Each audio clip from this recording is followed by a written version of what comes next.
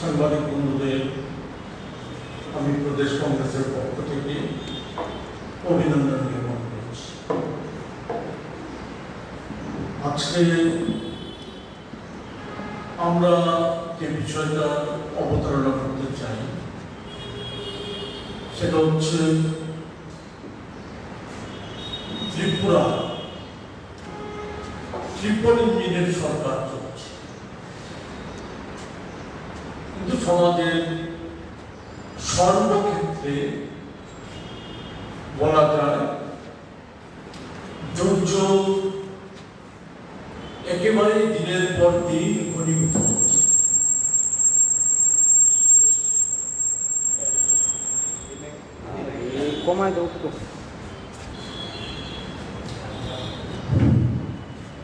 দুর্যোগ ঘনীভূত হচ্ছে।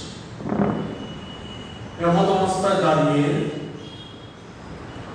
সর্বক্ষেত্রে আজকে গভীরতম সংকট দেখা দিয়েছে। পাহাড়ে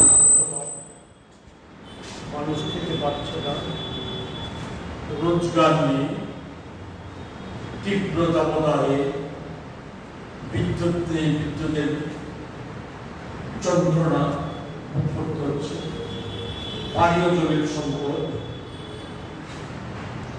সর্বোপরি দারিদ্রতার একটা অংশের মানুষের আজকে চরম সীমায় নিয়ে গেছে।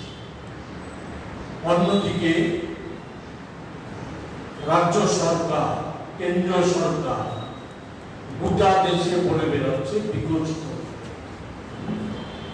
বিকশিত ভারতের বিজ্ঞাপন প্রচার করছে গোটা দেশব্যাপী। আমাদের রাজ্যে মন্ত্রিসভা, গোটা মন্ত্রিসভা বিজ্ঞাপন নির্ভর হয়ে গেছে। বিজ্ঞাপনে হচ্ছে ঠান্ডা গাড়িতে বসে তারা বড় বড় গুলিয়া পাচ্ছে।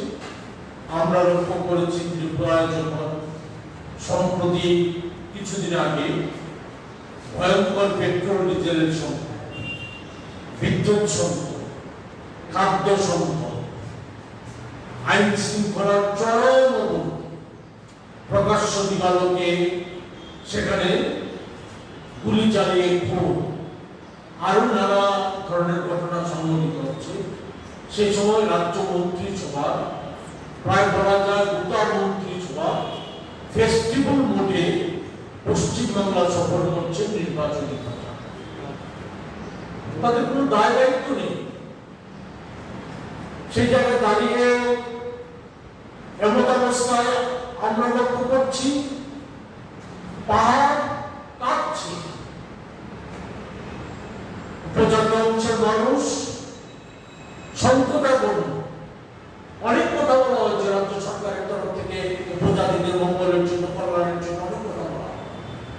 সর্বোপরি এডিসিতে যারা ক্ষমতায় আছেন, যারা আজকে রাজ্য সরকারের ত্রিপুরা নিয়ে সে তীব্রতা উপজাতি জনদের কথা বলে তারাই নির্বিকার উপজাতি মহল্লায় দিয়ে বলিছে। সেই সম্পর্কে প্রশ্নে আমরা লক্ষ্য করছি আমাদের প্রদেশ নেতৃত্ব, বিশেষত আমাদের সভাপতি, রাজ্য সভাপতি, এসটি, এসসি, ওবিসি এই যে সংগঠনগুলি আমাদের, সেই সংগঠনগুলি রাজ্য সভাপতিরা তারা বিস্তীর্ণ অঞ্চল সেখানে তারা সফর করে বেড়াচ্ছে। রাজ্য মন্ত্রিসভার সদস্যরা যখন পশ্চিমবাংলার ফেস্টিভ্যাল মোডে, তখন তারা সফর করে উপজাতি মহল্লায় মহল্লায় যাচ্ছে, সেখানে জনসাধারণের সাথে মিলিত হচ্ছে। উপজাতি সহ অন্যান্য সংখ্যালঘু সম্প্রদায়ের মানুষ, বিভিন্ন সম্প্রদায়ের মানুষ তাদের অবস্থার খোঁজখবর নিচ্ছে, তাদেরকে পরামর্শ দিচ্ছে কিভাবে এই প্রতিকূল অবস্থাকে কাটিয়ে ওঠা যায়, তার জন্য পরামর্শ দিচ্ছে, এই পদক্ষেপগুলি নিচ্ছে। এমন করে একটা জায়গায় দাঁড়িয়ে সংকট মোকাবেলা করা যাচ্ছে না।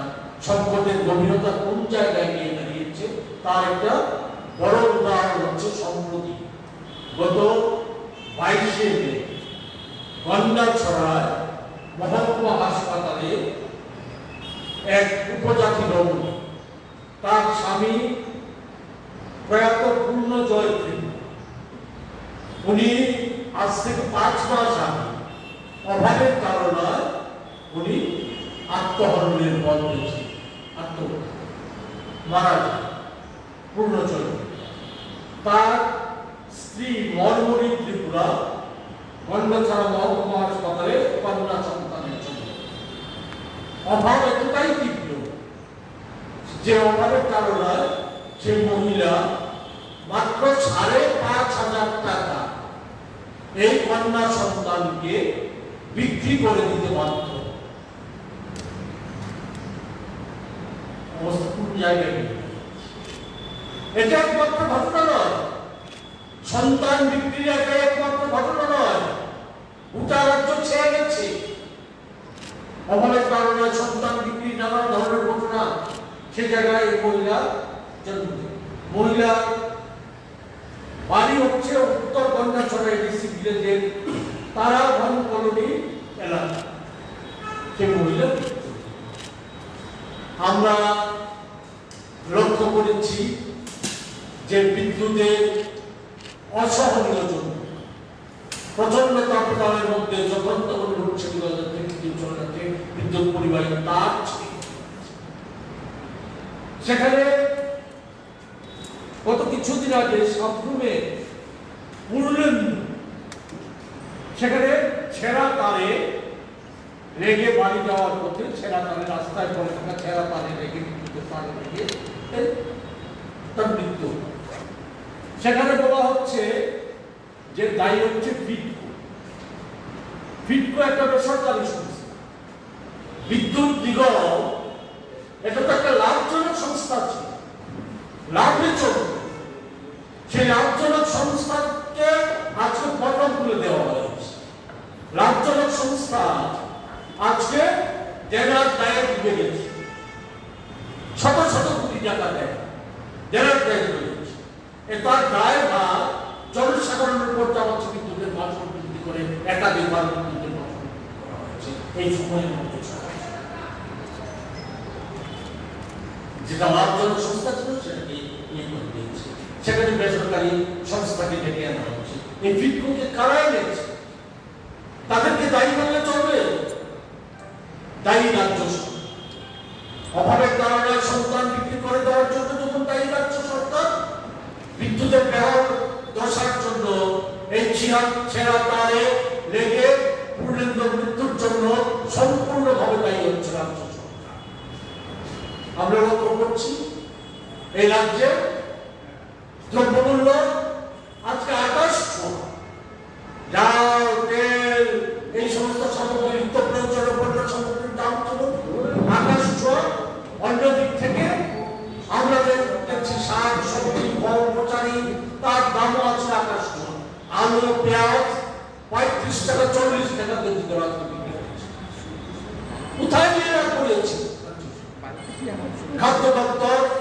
কিছুদিন পর পর পত্রিকায় বিজ্ঞাপন দেয় খাদ্যমন্ত্রী, বিদ্যুৎ মন্ত্রী যেমন বেফাস কথাবার্তা বলার জন্য খ্যাতি অর্জন করেছে, খাদ্যমন্ত্রী উনি পত্রিকায় বিজ্ঞাপন দেওয়ার জন্য, ছবি ছাপানোর জন্য উনি আজকে বিখ্যাত হয়ে উঠেছে, খ্যাতি অর্জন করেছে। উনি বড় বড় বিজ্ঞপ্তি দেন, অথচ বাজারকে নিয়ন্ত্রণ করতে পারছে। কালোবাজারি চিন্তারা তারা খেয়াল খুশি মতো বাজারকে নিয়ন্ত্রণ করছে, মানুষের নাবিশ্বাস হয়ে যাচ্ছে। এই জায়গাটা এমন তোর একটা জায়গায় দাঁড়িয়ে আমরা যেটা মনে করি সেটা হচ্ছে যে না, আমাদের বিপরীত দিনের দরকার।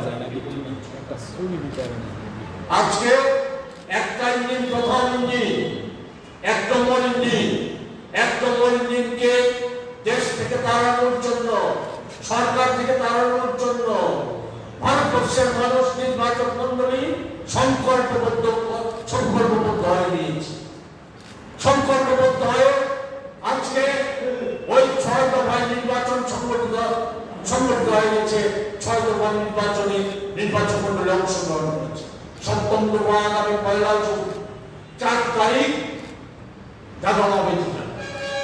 যে 4 তারিখ আমরা নিশ্চিত যে প্রথম দিন কেন্দ্রীয় সরকার যারা সবচাইতে বড় ঠকবাজ সেই সরকারটা আর থাকছে না, দেশের মানুষ সেটাকে বিতাড়িত। আমাদের এখানে যে দুটো ইঞ্জিন রাজ্য সরকার এবং এজেন্সি প্রশাসন, তাছাড়া অন্যান্য যে সমস্ত সাংবিধানিক সংস্থাগুলি, এগুলি আর কোন প্রয়োজন আছে বলে আমার মনে হয়।